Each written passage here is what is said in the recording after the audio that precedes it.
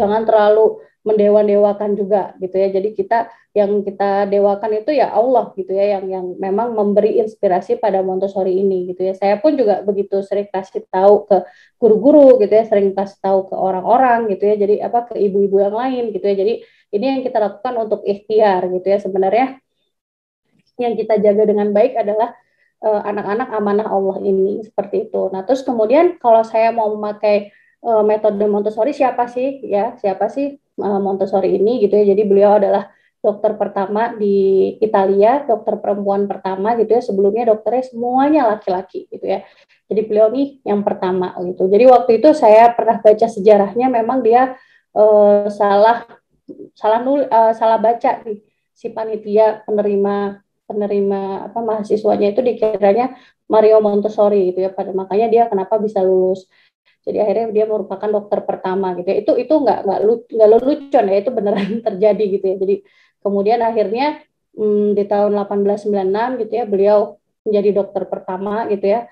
Kemudian di tahun 1899 beliau jadi direktur di rumah sakit mental retardasi gitu. Nah, jadi pas di sini barulah dia melihat banyak orang gila gitu ya, sama orang gila tuh nggak hanya orang dewasa gitu ya, tetapi juga ada anak-anak juga.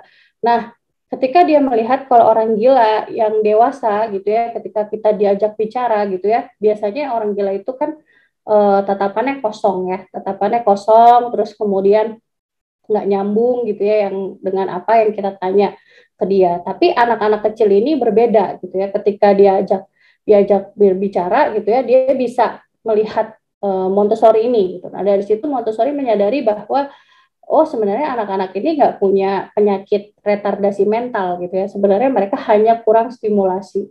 Nah, di situ akhirnya dia mulai memisahkan anak-anak itu ya.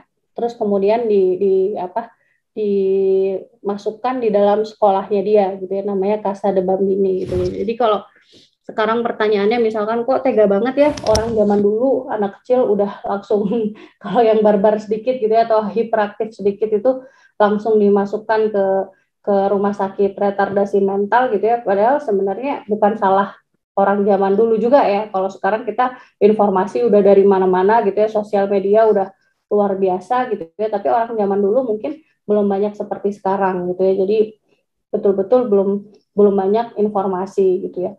Nah, barulah di Casa de Bambini ini anak-anak yang misalkan kurang konsentrasi gitu ya, jadi lebih konsentrasi gitu ya. Anak-anak yang tadinya kurang beradab gitu ya, jadi lebih beradab gitu ya. Anak-anak yang kurang sopan gitu ya, kemudian dia bisa menjadi sopan. Itu kenapa gitu ya? Kok bisa gitu ya? Terus kemudian akhirnya di tahun 1909 ini banyak yang tertarik gitu ya, banyak yang pengen belajar guru-guru di Eropa gitu ya, ada di Inggris, di Jerman, itu pengen belajar kok bisa sih ini anak-anak barbar gitu ya, sebelumnya kok bisa mereka jadi lebih behave gitu ya, apa sih yang kamu lakukan gitu ya. Kemudian dia melakukan Montessori training pertamanya. Terus kemudian juga di tahun 1910 gitu ya, itu ada buku pertamanya Montessori Method gitu ya. Di tahun 1914 juga buku keduanya gitu ya. Nah, ini kedua bukunya sudah ada diterjemahkan gitu ya, bisa dicari kalau mau baca lebih lanjut. Baru di tahun 1929 EMI trainingnya muncul gitu ya. Jadi benar-benar dia sama anaknya Montessori membuat training Montessori AMI ini. Nah, terus kemudian Maria Montessori ini memulai sekolahnya di Roma gitu ya. Kemudian hingga sekarang menyebar ke seluruh dunia gitu ya. Ini banyak banget sekarang ya sekolah Montessori di Asia gitu ya, juga di luar negeri itu juga cukup banyak. Terus kemudian juga metode Montessori membantu anak-anak gitu ya untuk memaksimalkan potensi mereka di seluruh dunia gitu ya.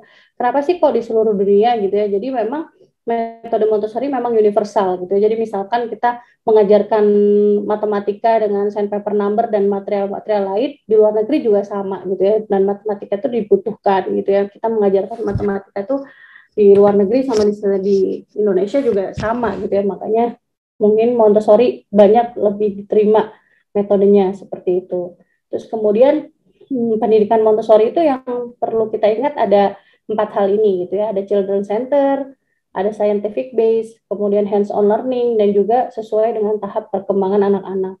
Nah, kalau misalkan yang children center atau berpusat pada anak-anak gitu ya, kalau saya mungkin ada yang seumuran sama saya di sini gitu ya, kita tuh didikan teacher center gitu ya, jadi yang berpusat pada guru. Dulu semua informasi itu adanya dari guru gitu ya, kita hanya pasif menerima. Tapi kalau children center sekarang itu disebut juga Merdeka Belajar gitu ya. Nah, Merdeka Belajar ini eh, di apa namanya dikemukakan Nadiem Makarim ya, Pak Nadiem itu tahun 2019, Montessori sudah melakukannya 100 tahun sebelumnya gitu. Jadi dia melakukan revolusi pendidikan tuh children center gitu ya. Makanya kenapa waktu itu Casa de Bambini itu sangat-sangat ramai gitu ya, sangat-sangat orang pengen belajar nih ke Casa de Bambini karena pada saat itu memang Montessori melakukan hal yang sebaliknya yang dilakukan oleh guru pada zaman itu gitu ya. Jadi kalau zaman itu tuh informasinya dari guru gitu ya, tapi di Casa de Bambini itu anak-anak dikasih pilihan. Nah itu sekarang sih udah banyak ya, nggak hanya Montessori saja,